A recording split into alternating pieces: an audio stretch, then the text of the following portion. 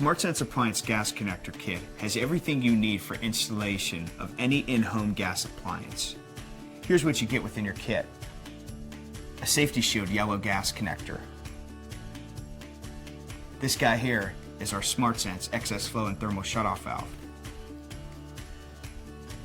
2 adapters, thread sealant, and leak solution. You also need a few standard tools. 2 open-end adjustable wrenches, a brush, a soft bristle scrub brush, and a rag. To install and test our gas connector, there are only 6 simple steps in which we'll walk you through in our next tutorial.